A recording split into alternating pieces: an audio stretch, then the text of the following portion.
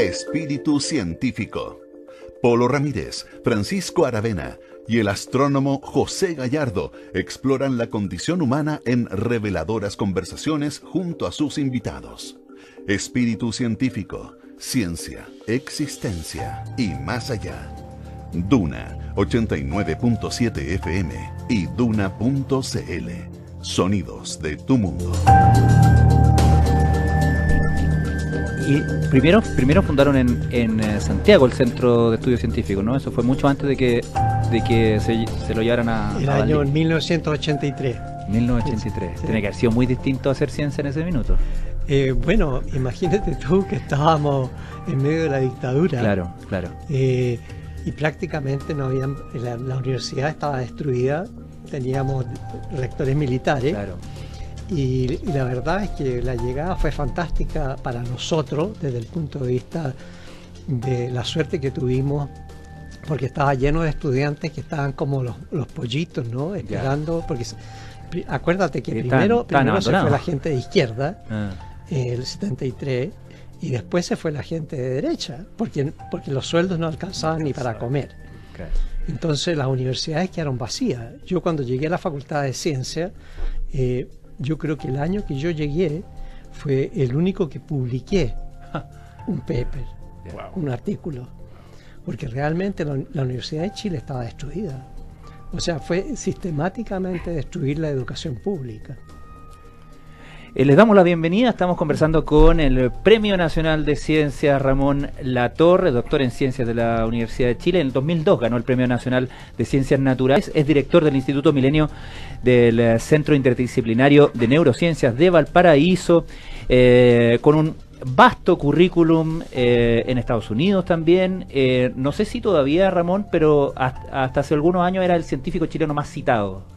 No, ya no, pero de los más citados podemos todavía creo que estoy como quinto, sexto más o menos. Podemos, claro, bueno, no es menor. No es menor el logro. Cosa. Estamos junto, por supuesto, a Polo Ramírez. ¿Cómo estás, Polo? ¿Qué tal? Buenas tardes, bienvenido. Muchas gracias, Ramón, por acompañarnos. Muchas gracias, Ramón. Y les queremos presentar a nuestro público a José Gallardo, que es astrónomo, investigador ¿debo decir de eso o de ALMA? No, de ALMA, del Observatorio de ALMA, sí. Muchas gracias. Investigador del ALMA también, podemos decir. También, ¿no? Para eso estamos acá, para investigar el alma de los invitados. Muchas gracias, Ramón, por estar con nosotros. Este es el primer capítulo de Espíritu Científico, un ciclo con el que pretendemos hablar desde la ciencia de todos los otros temas que no son precisamente los temas que abarca la ciencia, pero nos interesa mucho la sabiduría, la trayectoria y la mirada de científicos y científicas connotados sobre básicamente todo aquello o las preguntas que a veces escapan o han escapado históricamente a la ciencia. Sí. Yo quería partir, si te parece, Ramón, yendo bien atrás en tu vida y mencionando a alguien que sé que fue muy importante para ti, que es tu madre.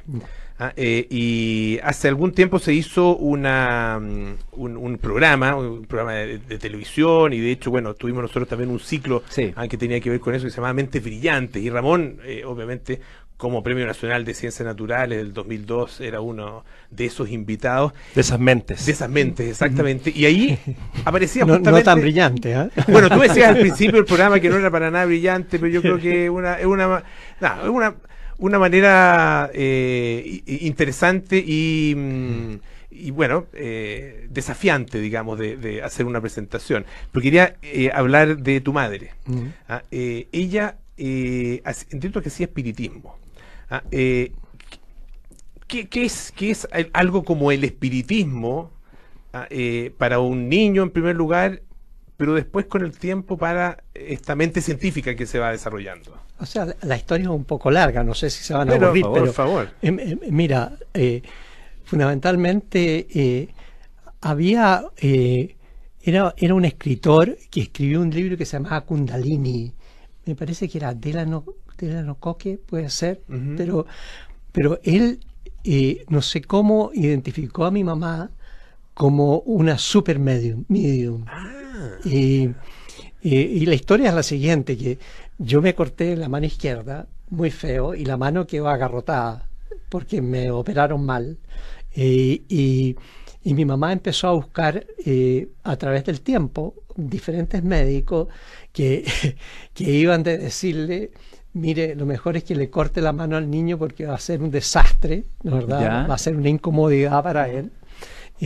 Yo me sentía fantástico porque me sentía como el Capitán Garfio, que me iban a poner un Garfio, ¿no? ¿Qué edad tenías? Una de las cosas. ¿Y qué edad tenías? Otros decían que no tenía remedio. Y finalmente mi mamá decidió llamar a los espíritus, ¿no? Y para esto fue en un tablero, un tablero en el cual... La Ouija. Claro, sí, que se mueve como un botón o una tapa de cerveza que va diciendo las letras. Y resulta que el letrero dice, anda a ver Yoho. Y resulta al famoso doctor Yoho. Así es. El de la calle. Así es. Entonces, Ramón, ¿y tú sabías eso? O sea, ¿te contaba tu madre acerca de que estaba haciendo eso? No. O sea, lo hicieron con unas tías. Lo que pasa es que yo de chico era un poco sapo, entonces me hacía el dormido en algún asiento y escuchaba a esta señora de discutir. Hablando, y ahí supe que mi mamá estaba haciendo esto, que yo no lo entendía muy bien, ¿no es verdad? Pero después mi mamá me contó que los espíritus le habían dicho que había que ir a ver a este médico. ¿Tú qué edad tenías? Yo tenía 8 años. 8 años. Sí. Y, perdón, pero tu madre tenía experiencia en esto, tenía familiaridad con el tema. Mira, ahí me pillaste, no sé cuánta familiaridad, porque lo contaba mucho mi mamá. ¿Ah? Entonces, ahí me pillaste, pero la verdad es que... primero que nada, Yoho vivía en Los Leones, en una casa muy grande.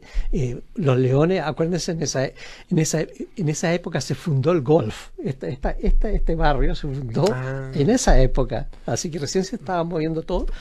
Puedo decir Pituco, todo Pituco se estaba moviendo de donde yo vivía, que era Nueva de Lyon, y se estaba moviendo hacia arriba al golf. Al golf. Siguiendo en ese camino que ha tenido Santiago, ¿no es cierto? De que cierto sector, el sector alto, digamos, un sector de mayores recursos, por decirlo así, va escalando cada vez más las cotas, ¿no es cierto? Hasta llegar, hasta pasar la cota 1000 a esta altura. Ramón, pero ya dale, pero igual la pregunta del Polo, ¿qué te genera a ti esa ouija, ese llegar a ese médico a través de ese método que sin duda con tu ciencia, con todo lo que podemos...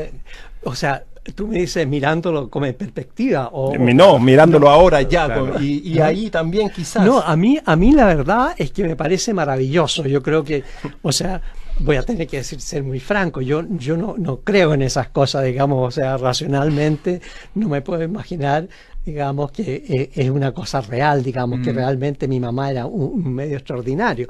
Puede ser, nunca está de más, ¿no? ¿Verdad? Puede haber una cosa que es especial en ciertas personas, ¿no? Perdón. Entonces, bueno, una de las cosas entretenidas que pasó fue que, bueno, esto era un barrio, Los Leones era muy elegante en esa época, estaba Pedro Valdivia y Los Leones, y mi mamá se consiguió con unas tías unas pieles y unas cosas para llegar donde Yoho, ¿no? Tenías que llegar bien vestido. Sí, no, pues, o sea, mi mamá creyó ir hasta Casa Pituca. Además, no puede llegar así nomás. Este señor, que era un señor, una eminencia, porque así se decía, eminencia. Entonces hay una calle todavía, está la calle, el doctor Yoho. Sí, entonces, llegar aquí, yo me acuerdo de este caballero, un caballero muy grande, muy elegante, muy pausado, y que trató inmediatamente a mi mamá de chiquilla, ¿no? Y eso me acuerdo perfectamente. Y me miró la mano y dijo, ¿quién hizo esta barbaridad? Y bueno, me curó la mano, la puedo mover, puedo manejarla. Así que resultó. O sea, pero lo más fantástico, la historia termina, digamos, que obviamente... cuando después de la operación había que volver donde Yoho y se suponía que había una cuenta, ¿no? Entonces mi mamá se sacó todas las pieles y se puso su ropa de profesora primaria y llegó para pagar menos, para pedir el descuento a decirle con esta cara y le dijo, doctor, yo no tengo mira chiquilla, cállate, lo supe desde el comienzo, porque el abrigo te quedaba grande. Entonces, bueno, fue una historia... Pero uno se imagina que después de haber finalmente tenido éxito, siguiendo el consejo de la Ouija, por así decir, por lo menos tu madre, si no tú, digamos, porque eras muy pequeño, se tiene que haber transformado como en una, si es que no lo era antes, digamos, una entusiasta, una creyente muy ferviente, ¿no? Del espiritismo. Yo lo que supe, pero ahí me pillaste porque era muy chico, digamos, pero lo que supe que este hombre que se dedicaba al espiritismo, creo que estoy seguro que era Delano Cochrane. Jorge Delano, Kundalini, el caballo fatídico. Exactamente. Este personaje se llama el libro. Empezó a perseguir a mi mamá. Ya. Y llegaba a la casa para decirle que por favor entrara en su club de mediums y qué sé yo, claro. Pero yo creo no hasta ahí no sé más. Ramón, y ahí siguiendo la hebra del yo no creo en estas cosas, tu cuento, por eso desde lo que hablábamos al principio, la idea de este programa un poquito salirnos de la parte muy científica, tienes pergaminos de sobra y uno como científico iniciado al lado tuyo, uno admira. Tu cuento espiritual, tu cuento con tu alma, con tus creencias, con las amistades, con el amor, ¿dónde separas tu tema como científico puro y duro, los canales iónicos y toda esa cosa, con esto más intangible, que no se puede medir ahí esto con la electricidad? Un interrogatorio. Bueno, miren, te invitamos desde Valparaíso, además. Sí, vino desde Valparaíso a ser interrogado. La verdad es que es extraordinario. Yo no separo nada. La verdad es que no se puede separar. Yo les voy a poner el ejemplo más claro. Por ejemplo, todo lo que ha pasado con la acupuntura, ¿verdad? Con la acupuntura estamos hablando de 25 años atrás, o sea, los médicos se negaban rotundamente a tomar la acupuntura seriamente, ¿no es verdad? Y en 10 años la acupuntura entró a los congresos de fisiología.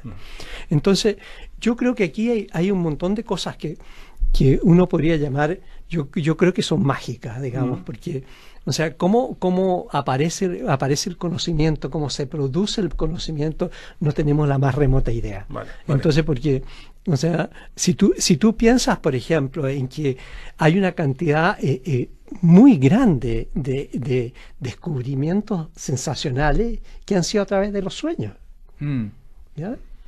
Tenemos, otro misterio que no hemos podido dilucidar, ¿no? Uno de los más extraordinarios, bueno, hay dos que yo les puedo nombrar. El primero es un señor Kekulé, ¿ya? Que ustedes saben, hay en química orgánica hay sustancias cíclicas, como el benceno, por ejemplo, pero no se sabía la estructura, ¿ya?, del benceno. Y él soñó con un oruboru. ¿Ustedes saben esa serpiente que se come la cola? Ah, perfecto. ¿No? ¿Ya? Perfecto. Clásica imagen mística. Soñó con eso y se dio cuenta, y de ahí sacó que el benceno era un ciclo. Qué bueno, claro. Y el otro sueño, el sueño de cómo se descubrieron los neurotransmisores. O sea que Otto Lewy soñó la primera vez y resulta que el primer sueño que tuvo lo olvidó. Y volvió a soñar cómo resolver el problema de realmente encontrar los neurotransmisores, que había una sustancia química que salía de los nervios y que producía la reacción, ¿no es verdad?, en los órganos o en las neuronas. Y resulta que lo que sueña él, ¿no es verdad?, es que el sueño lo tuvo tal cual, ¿ya? El sueño es el siguiente, o sea que lo hizo en el experimento después, es que lo que tenía que hacer es tomar un gato, no sé, puede ser que me equivoque de animal, ¿no? Era tomar un gato, ¿no es verdad?, y estimular ese gato, ¿no es verdad?, el corazón empieza a latir y perfundir el líquido que estaba ahí a otro gato y se dio cuenta que el líquido que perfundía hacía latir más rápido el corazón del otro gato. Y eso lo soñó. Qué bueno. ¿Ah?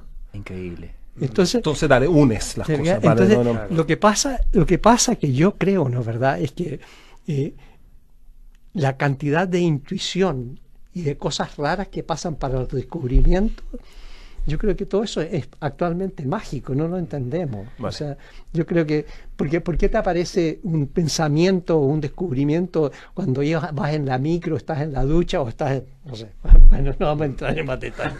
Estamos conversando aquí en Espíritu Científico con Ramón Latorre, Premio Nacional de Ciencias Naturales del año 2002. Está con nosotros parte de este programa José Gallardo, astrónomo, y Francisco Aravena, por supuesto. Al hacer esta consideración de que está todo unido, uno podría decir, bueno, si lo sueña es porque está obsesionado con el tema, porque vive para resolver ese problema. Y uno tiene de repente la sensación de que los científicos, un poco en la línea de lo que decía José al principio, cuánto interfiere, digamos, o cuán permeada está toda la vida de la ciencia, toda la vida personal, toda la vida, cuán presente está. Esto pasa de repente en los escritores. Yo recuerdo a José Donoso, que hablaba cuando estaba escribiendo El obsceno pájaro de la noche, y no podía soltarlo, y bueno, además un libro con mucha monstruosidad, ¿no es cierto? Entonces estos monstruos lo tenían absolutamente atrapado, y su mujer en ese tiempo, y posteriormente, digamos, contaba que estaban en ese minuto no sé, en el campo, no sé dónde, en un lugar muy lindo, muy idílico, y el pobre José Donoso estaba ahí obsesionado y atormentado por sus monstruos. Los científicos se atormentan con esto también, y de alguna manera los modifica emocionalmente, psicológicamente, incluso en sus relaciones sociales. Yo creo que todos los actos creativos son iguales. Yo creo que no hay ninguna diferencia entre los escritores o los científicos. Yo creo que hay un acto de creación que pasa por los mismos circuitos, pienso yo. ¿Ah? Así que eso, porque, o sea, cómo un sueño te puede traducir, se puede traducir en un acto creativo, en ciencia. Uno dice, no, los científicos son muy feos. Nada que ver, o sea, realmente la mayor parte de los descubrimientos aparecen de circunstancias totalmente fortuitas a veces. ¿Y dónde justamente, dónde ves tú que independiente que hablemos esto de la multidisciplinariedad y que las cosas son como iguales en temas tan diferentes entre una ciencia, por ejemplo, con un escritor, en donde sin duda que la ciencia de repente se apropia de un conocimiento y que la tira un poco más abajo, por ejemplo, a la literatura, ¿dónde como que la ciencia actual como que se posiciona sobre estos procesos que eventualmente pueden ser súper similares? Como en una actitud como de superioridad. Tal cual. Entonces, pero vienes tú y nos dices procesos iguales, pero eso no es para el público masivo ni para la mayoría de los científicos que se sitúan en una especie de superioridad, de soberbia, en el cual todo lo explicable, todo lo que yo puedo entender, o me lo da la ciencia, sino todo lo demás es motivo de duda. Entonces, y la ciencia sin duda que me tiene que hacer dudar, y por qué no también duda de ella misma. Bueno, lo hicimos venir de muy lejos, parece, para este interrogatorio. Está arrepentido. O sea, yo creo que es parte, mira, pero puedo estar equivocado, pero lo que pasa es que la ciencia está tan ligada a la tecnología, ¿no es verdad? Entonces el público mira, digamos, el producto, ¿no es verdad? Yo tengo un teléfono celular que funciona de una cierta manera y esta cosa vino de alguna manera de la ciencia, ¿no es verdad? Y de la misma manera, o sea, los descubrimientos médicos, todas esas cosas que están cercanas a la gente y que realmente, ¿no es verdad? Cuando uno necesita curarse de algo al médico, ¿cierto? Pero todo eso tiene un componente que ha venido de alguna manera de la ciencia. Entonces ha adquirido un estatus, por ponerlo de alguna manera, que es diferente por lo que nos atañe, digamos, físicamente, pienso yo. Pero digamos el acto creativo, yo creo que el acto creativo no tiene ninguna diferencia entre el escritor, el músico o el científico. O sea, de la parte básica. Estamos hablando, digamos, el punto es el siguiente, digamos, hay una cosa práctica, de lo que se usa de la ciencia y cómo se produce la ciencia, ¿no, verdad? Y la ciencia tiene una cantidad de componentes que no entendemos, de razonamientos que de repente aparecen y que no tenemos idea cómo son ni cómo aparecen, ¿verdad? Ramón, mencionaba hace unos minutos el tema de la acupuntura como un ejemplo de algo que era totalmente descartado y ahora es aceptado, ¿no? Totalmente. Estamos hablando de, obviamente, parte de la medicina oriental. Y así ha habido otros casos de tipos o tratamientos, terapias relacionadas con medicinas orientales que de alguna manera son, por así decirlo, redescubiertos o revalidados una vez que la medicina occidental o la ciencia occidental, las comillas, descubre, ¿no? Y también tenemos, se me ocurre el ejemplo, por ejemplo, del profesor Nivaldo Inestrosa, que está trabajando con hierbas para investigar el tema del Alzheimer, ¿cierto? Con la hierba de San Juan, basado en lo que hacían pueblos originarios con esa hierba. Es decir, algo que antes se hubiera descartado también, como esta gente creía en magia, nosotros somos la gente seria. Entonces, da la impresión de que en ese acto creativo de la ciencia también hay algo cíclico, hay algo de alguna manera persistente que surge de repente. Si uno cuenta la historia en China, surge hace, no sé, te invento, 3000 años y para el siglo XX, o sea, para Occidente surge, no sé, hace 100 o hace 50 y es nuevo. Bueno, entramos a lo mismo que estábamos conversando, ¿cierto? Porque hay toda una... El problema es que la ciencia occidental, como la entendemos, digamos, nada que no está demostrado de alguna manera lógica, ¿no, verdad? Lo consideramos ciencia, ¿no, verdad?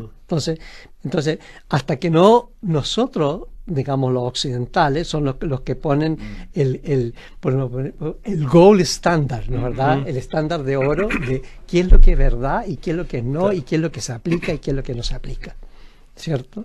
Pero desde el punto de vista de lo que tú hablabas, digamos, la acupuntura, el uso de montones de hierba, lo que está haciendo Nivaldo en estos momentos, todas esas cosas de alguna manera estaban ahí desde siempre, ¿no, verdad? La cosa es cómo, digamos, alguien le da el visto bueno, y el visto bueno es el científico que tú decías, ¿no, verdad? El científico que yo estoy sobre el resto de la gente que crea, ¿no, verdad? Yo certifico, no es lo mismo, ¿no? Un científico que... No, por supuesto. Es que es ahí un poco, a mí, Ramón, nunca me cerró la ciencia. Yo estudié astronomía, hice mi doctorado. La astronomía, por un lado, me ha dado muchas cosas, pero también me da este asunto de por ejemplo, cosas tan lejanas, y ponerme a hablar y tratar de representar lo que yo estoy mirando, y luego claro, que solamente este método científico, que a mí no me termina de convencer del todo, es el que valida esto, lo mismo que estamos hablando. Entonces, y que justamente deja de lado todas las otras cosas. Mecánica cuántica, por ejemplo, los budistas la tienen desde hace mucho rato, y es lo que dices tú, a los 3000 y después los 100 años, pero aquí es la validación. Entonces, ¿no crees tú? ¿Dónde como que perdemos esta multidisciplinariedad de poder acercarse a la naturaleza, donde podemos eventualmente poder como expandir nuestra mirada y no solamente fijarla en la parte técnica, científica occidental, en donde una verdad completamente científica, la verdad científica está como constreñida en ese término, y donde dejamos de lado todo lo demás? Yo vi en Mente Brillante también que te gustaba la literatura y una serie de otras cosas. Y eso en la universidad y actualmente en esta ciencia la perdemos. Hemos ido lo más cono posible y dejando de lado todas otras posibles interpretaciones, no sé. ¿Me entiendes lo que...? O sea, tratamos de volar súper alto, esa es la idea. Sí, mira, a ver, primero que nada, a propósito de lo que tú decías, yo creo que la educación aquí por lo menos es un desastre, ¿verdad? Porque... les enseñan a llegar a alguna profesión en vez de enseñarle a ser ciudadano de partida, ¿no, verdad? Entonces te preparan para la prueba la prueba final que te va a permitir ser abogado o ser un médico famoso, ¿me entiendes? Entonces hay una cosa, en vez de enseñarte a ser un ciudadano respetuoso, un ciudadano que hace cosas interesantes, que está preocupado, en vez de preocuparte de eso, de ser un ser humano, te preparan para ser un profesional. Y yo creo que ahí está en la educación básica, es donde perdemos ese asunto de ver la belleza del pensar. Sí. ¿No, verdad? La belleza de ver el mundo y tratar de entenderlo en todas sus dimensiones. Porque no es la dimensión de la ciencia ni es la dimensión de la música, sino que es todo un conjunto de creatividad. O sea, estamos hechos, digamos, de cabeza, de cuerpo, de brazos, es todo un conjunto, ¿verdad?, que lleva al hombre a modificar su medio ambiente. Y ese medio ambiente lo puede modificar de manera bella o lo puede modificar como las pelotas, por decirlo de una manera bien chilena, ¿me entiendes? Entonces, destruir lo que hacemos, ¿no? ¿Verdad? Entonces esa belleza de la capacidad que tenemos, porque somos únicos en ese sentido dentro de los seres vivos, ¿no? ¿Verdad? Es lo único que nos diferencia. Los restos somos animalitos y a veces muy malos, ¿no? ¿Verdad? Pero esa capacidad de enseñarle a los niños esta belleza de entender el universo y entenderlo de manera cariñosa, yo creo que eso es lo más importante. Esa cosa amatoria que tiene de poder entender cómo funcionan las estrellas, o poder entender, digamos, una poesía o un libro, ¿me entiendes? Eso yo creo que es lo que nos diferencia. Pero es un conjunto. La creatividad no es el músico, no es el científico, no es el obrero de la construcción, por ponerlo de una manera, ¿me entiendes? Sino que es todo el conjunto. Y cuando se le enseña al niño ver esa dimensión, que es la dimensión, voy a poner una palabra que tal vez no se usa, pero totalitaria, ¿me entiendes? En el sentido de total, ¿verdad? Sí. Es la de completo. Es la belleza del pensar, digamos, es la belleza de entender nuestro universo. O sea, qué cosa más linda es poder decir, ¿por qué? O sea, es como, hay un libro de Sábato, bueno, una discusión, pero poder entender por qué la luna que no cae y la piedra que cae son la misma, representan el mismo fenómeno. ¿Te fijas? Hay una belleza enorme. ¿Ah? Y el único que puede hacerlo es el hombre. Con la mujer, hay que decir con la mujer también, porque ahora estamos en un problema, ¿no? Exactamente. Escucharon ustedes a Ramón Latorre, doctor en Ciencias de la Universidad de Chile, Premio Nacional de Ciencias Naturales del año 2002. Estamos además aquí con Francisco Aravena y con el astrónomo José Gallardo. Yo quería hacer una trampa a José. ¿Nunca te han dicho Pepe, o sí? Nunca me han dicho Pepe, pero... Ya. Abierto ¿Y respondes por Pepe o no? Sí. Como que están hablando de otra persona. No. Ya, porque a mí de repente cuando me dicen mi nombre verdadero pienso que están hablando de otra persona. Claro. Ya me acostumbré. Pero es al revés. Es que te quería hacer una trampa en lo siguiente. En el sitio web de ALMA aparece, tu nombre, digamos, estás tú, ¿no es cierto?, ahí como uno de los científicos del observatorio, y habla de tus intereses científicos. ¿Ya? Entonces estaba pensando un poco cuando tú le preguntabas acerca de esta focalización, especificidad, digamos, de la investigación, de cómo está en un nivel de detalle que de repente nos hace perder, ¿no es cierto?, la visión, perspectiva, la visión. Y tú en lo que trabajas son cosas que yo entiendo las palabras, pero no entiendo a qué se refieren, digamos. Claro. Modelos de evolución de estrellas de baja masa, enanas marrones, planetas extrasolares, modelos atmosféricos de jóvenes objetos estelares y subestelares. Eso sale ahí. Yo creo que lo puse en un chat GPT en el entonces. Claro. Bueno, y otras cosas, erupciones protoestelares, discos protoestelares y discos de escombros, sistemas estelares binarios. De eso vamos a hablar a la vuelta de un breve corte. Esto es Espíritu Científico.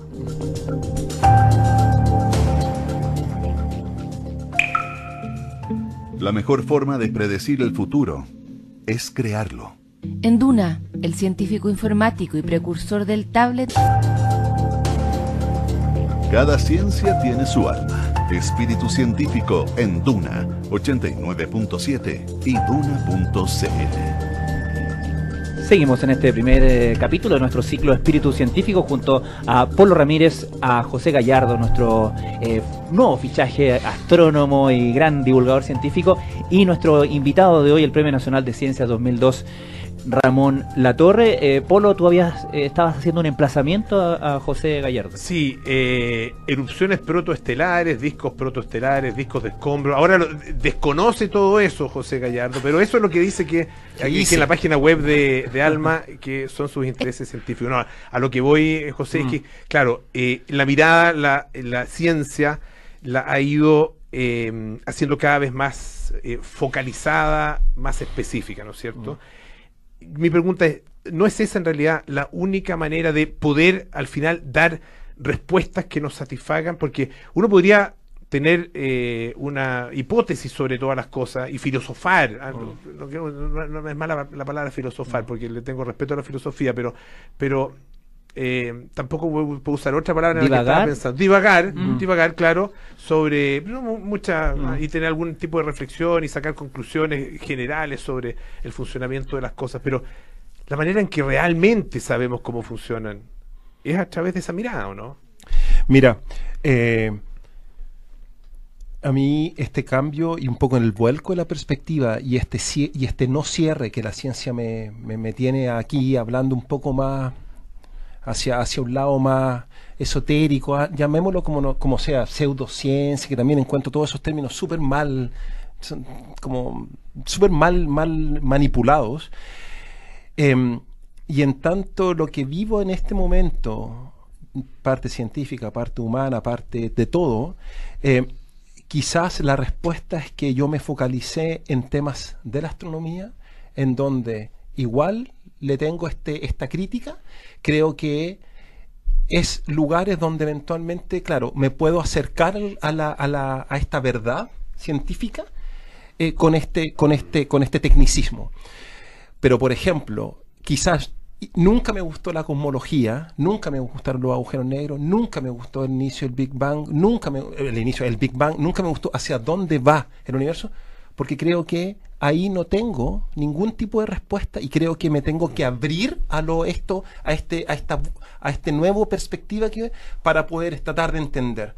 Entonces quizás viéndolo en el tiempo, justamente quizás me focalicé, quizás subconscientemente, inconscientemente, en cosas que quizás la astronomía era más, aquí puedo tomarlo con la mano. No sé, el emplazamiento. Se entiende, y en tu caso, Ramón, tu investigación, tu línea de investigación más productiva, si se quiere, y la que ha marcado tu trayectoria son los canales iónicos, ¿cierto? Son estas vías de comunicación de la célula.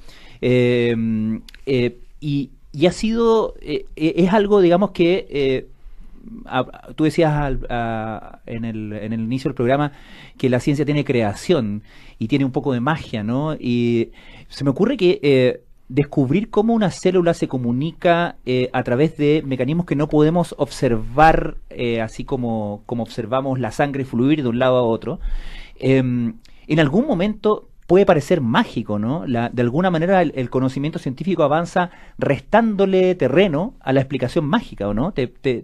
¿Cuál es tu aproximación a un fenómeno como ese y cómo lo explicas en ese sentido? Bueno, yo creo que es mágico, porque la verdad que finalmente no entendemos todo, siempre hay un límite en la ciencia, ¿no? Que es la humildad del científico, y sobre todo los mismos filósofos han dicho que, ¿no, verdad?, que no hay una verdad, ¿no, verdad? Y todo, o sea, las cosas que no se pueden demostrar que están equivocadas no son ciencia, ¿cierto? Alguien dijo por ahí. Entonces, yo creo que desde ese punto de vista hay una humildad muy grande que uno tiene que tener, que nunca realmente va a entender con profundidad cómo funcionan realmente las cosas, ¿verdad? Yo me acuerdo que hay una cosa bien como bella que Archibald Wheeler, no sé si tú lo ubicas, pero Archibald Wheeler es un físico muy famoso en Estados Unidos, un relativista que fue uno de los y que le puso hoyos negros a los hoyos negros, ¿no? Sí. Y me acuerdo cuando yo estaba metido con los físicos, Pero él lo que decía es que va a llegar un momento en que hay un científico que tiene la respuesta para todo. Entonces va a estar este estadio con todo el universo de seres humanos lleno, y va a llegar el científico y va a dar la respuesta a todo, y en ese momento el universo va a desaparecer. Eso se llama ChatGPT. Oye, Ramón, no me quiero ir de ahí. Y quizá era una pregunta, o no sé, para el final, pero ya que la mencionas, fueses tú el científico que tiene una respuesta, ¿qué respuesta, a qué pregunta te gustaría dar ahora? Ya.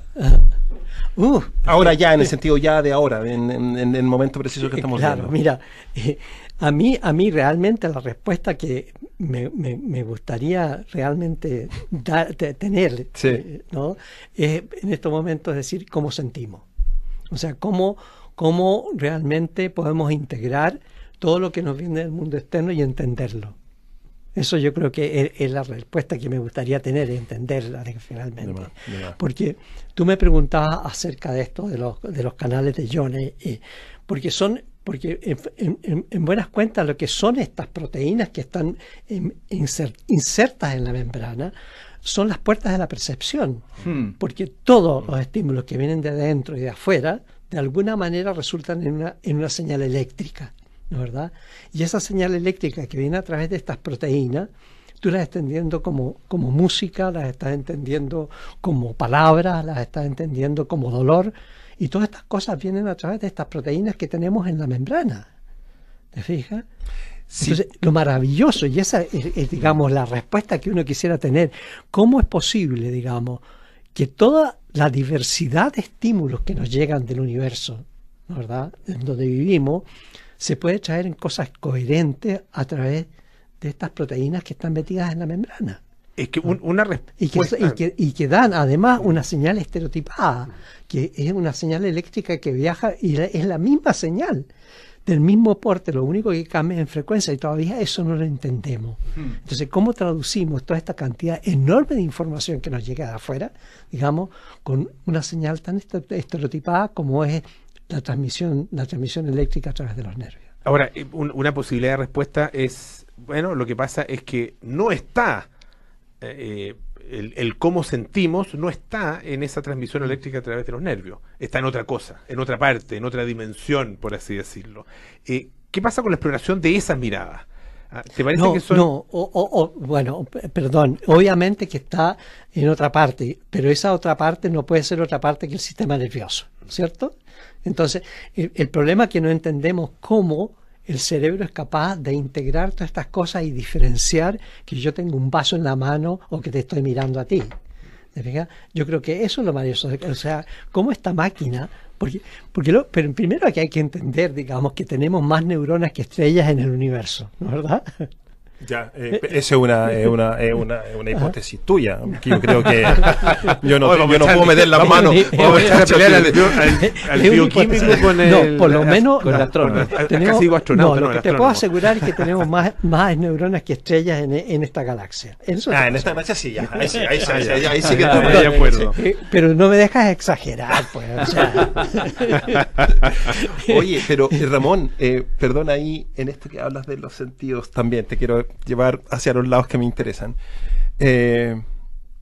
Creencias religiosas, sentimientos hacia seres, dioses, lo que sea.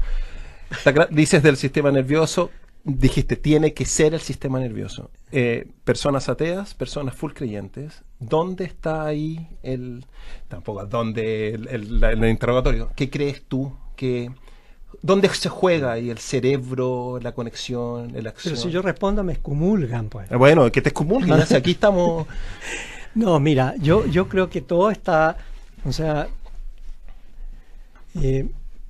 a ver, lo voy a poner muy honestamente. O sea, yo creo que todo lo que necesitamos está en nosotros mismos. O sea, yo por lo menos no necesito ninguna creencia de ningún tipo. Yo creo que el hecho que existamos ya es maravilloso. Ya es un milagro, por ponerlo de manera. ¿Me entiendes? Y que estemos conversando. O sea, ya es una cosa porque yo tengo este vaso, tengo la piedra, tengo todas las cosas que son inanimadas y que no no se comunican con el universo, o sea, no sienten, ¿no? ¿Verdad? Entonces, yo creo que desde ese punto de vista, que hayamos evolucionado para poder ser capaces de vibrar con una sinfonía de Beethoven o con un cuadro de Picasso, ¿me entendí? Yo creo que eso es maravilloso. O sea, pienso que yo no necesito más que eso. ¿Me entiende? El hecho interno de cómo estamos construidos y cómo terminamos, porque la diferencia de nuestro cerebro con un chimpancé es mínima, y ese pedacito de unas pocas miles de millones de neuronas más, o sea, nos ha permitido construir el universo para bien o para mal, ¿no? Pero pensemos para bien. Entonces, hay una cosa que yo creo que es increíble. Entonces, no necesito la parte religiosa. Estamos conversando con Ramón Latorre aquí en Espíritu Científico, este nuevo programa de Radio Duna. Estamos junto a Francisco Aravena, también al astrónomo José Gallardo, que forma parte de este equipo. Pancho. Sí, Ramón, a propósito de eso, te quería preguntar desde el principio. Partimos esta conversación hablando de tu madre y el espiritismo. ¿Qué edad tenías cuando falleció tu mamá? 8 años. Cuando falleció mi mamá, no, yo estaba ya en la universidad. Sí. Y considerando este antecedente, digamos, ¿sentiste que tu madre seguía en algún otro plano acompañándote? ¿Le has hablado a tu madre? ¿Piensas en tu madre como alguien presente? ¿Piensas en el espíritu de tu madre a fin de cuentas? O sea, yo converso siempre con mis muertos. Siempre. Los tengo muy presentes. Para mí son una compañía y siempre los converso. Estoy constantemente hablando con todos ellos. O sea, son mis amigos, ¿no? O sea, de alguna manera. ¿Y esa percepción será eléctrica también? ¿Podría ser? Todo es eléctrico. Todo es eléctrico. Todos son canales de iones, querido. Por eso, deja la astronomía, dedícate a los canales de iones. No, por supuesto, feliz, ¿no? Quería, a propósito de en fondo vincular los dos temas, lo que plantea José con lo que plantea Pancho, porque en definitiva hay abstracciones en las cuales creemos profundamente. Estoy pensando en la manera como lo plantea Harari, por ejemplo, en estas abstracciones como el dinero, por ejemplo, como el valor de una marca, etcétera, pero también la religión. Hay devociones tremendamente profundas con manifestaciones incluso físicas. Físicas incluso demostradas. Hay gente que, qué sé yo, no sé si están demostradas, pero hay gente que levita o que ha levitado, gente que le sangran las manos, digamos, que tiene que le aparecen estigmas, etcétera. Eso uno podrá creer o no creer en eso, pero son millones y tal vez miles de millones de personas que tienen esas convicciones. ¿La explicamos también a través de los canales de iones? No, bueno, el sistema nervioso es extremadamente complejo. Los canales de iones son las puertas de la percepción. El resto de cómo integramos lo que nos llega de afuera no lo entendemos completamente, ni lo vamos a entender nunca. Y quiero hacer una salvedad. Yo respeto profundamente a los creyentes. O sea, que mi ateísmo no tiene nada que ver con una falta de respeto a nadie en ese sentido. O sea, y para mí, digamos, yo creo que esa gente muy creyente, digamos, o sea, son también maravillosas, o sea, son seres humanos que son totalmente respetables. Yo creo que es sencillamente una manera diferente de ver el mundo. Eso quiero dejar bien en claro eso, ¿no? Porque puede ser, en ese sentido no tengo ningún problema con la religión. Yo creo que la religión es parte de cómo nos hemos desarrollado. Ahora, que yo piense, digamos, que de los sacerdotes de Egipto que se aprovechaban de que sabían que subía el Nilo para decirle a la gente que tenía que... Bueno, es otra cosa, ¿cierto? Claro. Pero fundamentalmente yo creo que hay una estética también en toda la cosa religiosa, que si uno la mira desde el punto de vista profundo, tiene una tremenda significado para los seres humanos. Entonces, en ese sentido, súper, en el mismo plano. Estas conversas a niveles yo en el observatorio, estas cosas también, ya que si me están escuchando no puedo hablarlas tan abiertamente porque me tratan de el volado o que me fume.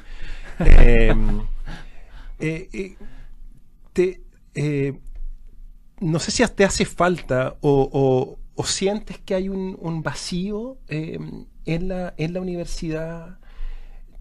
Tampoco quiero hablar del mundo intelectual, sino que en la universidad, como una institución pensadora y de justamente de integrar todas estas cosas, en el cual se ha perdido, ¿no?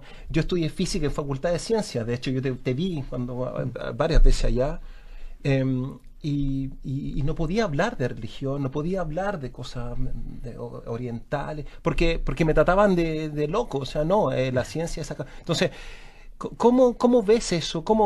Si es que te falta, si es que lo sientes necesario, esto que hablamos del tecnicismo versus una percepción más amplia? Es que yo pienso que hay una estética del vivir. Yo creo que se va perdiendo precisamente a través de esta cosa que te educan para responder pruebas, no te educan para ser un ciudadano. Eso de partida. Eso es lo que está pasando con la educación, ¿verdad? Es que mi hijo quiere ser médico, entonces te educan para ser médico, no te educan para ser un ser humano completo, integral. Entonces, eso es lo que falta en la educación, ¿verdad? O sea, el profesionalismo nos ha fregado, de alguna manera, nos ha llevado a ser seres que incompletos en el sentido de no preocuparse, como diría Maturana, de un otro, ¿me entiendes? De estar incorporado dentro de la sociedad. Y dentro de eso, digamos, o sea, todos los pensamientos son varios y somos seres humanos que hemos pensado en la religión, hemos pensado en la ciencia, hemos desarrollado el conocimiento en general. Citaste a Maturana, también Varela decía que no nos enseñan la empatía, en donde va muy relacionado con todo lo que estás diciendo. O sea, Pancho, tuve la suerte de estudiar con Pancho, estudiar matemática, era un tipo genial, o sea, miren, Varela, ¿no? Pancho Varela, si no con Pancho. Sí, no, conmigo no. Tuve la suerte. Varela es una persona que deprime porque era tan inteligente el desgraciado, porque que realmente, o sea, daba ganas de pegarle a veces, ¿no? ¿Verdad? Entonces, pero esa es la belleza, ¿te fijas tú? Yo creo que ahí está en lo que decían ustedes, en comprender al mundo, y cuando los niños aprenden a ver la belleza de las cosas, ¿entiendes? Del entender, de la naturaleza, de cómo funcionamos, todas esas cosas son las que están faltando en la educación. Ramón Latorre nos ha acompañado esta tarde, Premio Nacional de Ciencias Naturales, aquí en Espíritu Científico. Ramón, muchísimas gracias por esta conversación. Yo creo que además ha cumplido absolutamente con la promesa de este programa, de hacernos preguntas que no siempre la ciencia se hace. José Gallardo, Pancho Aravena, muchas gracias. Oye, invitemos a los auditores que nos escuchan, ya sea que nos hayan escuchado en directo, que nos escuchen después en nuestra versión envasada, en podcast, a que nos compartan sus opiniones, sus consultas, sus sugerencias. Y sus insultos. Sus insultos también, por cierto. Eso está garantizado. A través de Twitter, en @Radio Duna. Nos encantaría tener su opinión también, así que eso. El podcast queda en duna.cl, en todas las plataformas de podcast, y nosotros nos juntamos el próximo miércoles a las 5 de la tarde en Espíritu Científico. Gracias. Fue Espíritu Científico con Polo Ramírez, Francisco Aravena y José Gallardo. Ciencia, existencia y más allá. Duna 89.7 FM y duna.cl. Sonidos de tu mundo.